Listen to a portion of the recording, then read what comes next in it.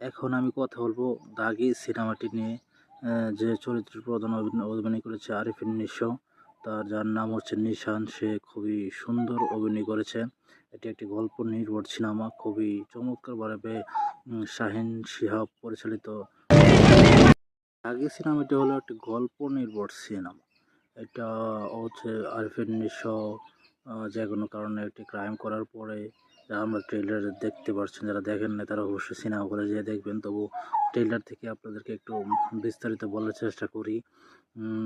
সে যে কোনোভাবে একটা ক্রাইম করে, ক্রাইমের পরে আসলে ওই জেলে যায়। জেলে যাওয়ার পরে আসলে জেল থেকে ফেরার পরে তার জীবনে কী ঘটে বা সমাজের মানুষ তাকে কীভাবে নেয় বা তাকে কীভাবে ট্রিট করে, সেটাই দেখানো হয়েছে। সিনেমাটি খুব সুন্দরভাবে উপস্থাপন করেছেন শিহাব শাহীন, এবং খুব সুন্দর সুন্দর লোকেশনে শুট করা হয়েছে, এবং খুব যত্ন সহকারে প্রত্যেকটা সিন খুব যত্ন সহকারে তার শট নেওয়া হয়েছে। এবং কিছু কিছু দৃশ্য আপনি দেখে হেসে ফেলবেন, এবং অনেক সিন দেখে আপনি কাঁদতে বাধ্য হবেন।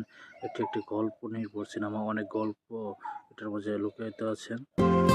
আরিফিন নিশো বরাবরই অনেক ভালো অভিনয় করেন, কিন্তু এই দাগি সিনেমার মধ্যে এতটা পরিপক্কভাবে অভিনয় করেছেন যে মানে বেস্ট বলা যায়। এত সুন্দর করে তার ডায়লগ ডেলিভারি অথবা তার যে কিছু ইমোশনাল সিন আছে, অনেক মানুষকে কেঁদে ফেলতে বাধ্য করবে। মানে অনেক দর্শক কেঁদে দিয়েছে এবং চোখ দিয়ে পানিও পড়ছে। গানগুলোর কথা যদি বলতে যাই, গানগুলো আসলে তেমনভাবে চোখেই পড়েনি। কারণ মানে বাস্তবের সাথে তো ছবিটা একদম মিলে গেছে।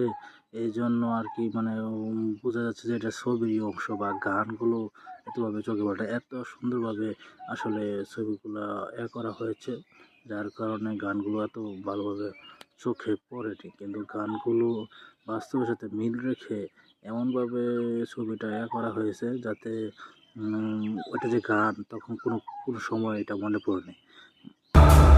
তমা মির্জার কথা বলতে গেলে, তমা মির্জা অনেক সুন্দর অভিনয় করেছে। শুরুর থেকে আরও ভালো অভিনয় করেছে আমার কাছে মনে হলো।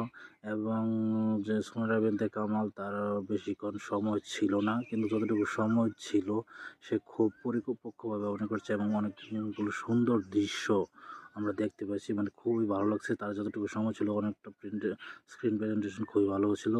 মানে অনেক ভালো অভিনয় করেছে সোহেল বিনতে কামাল।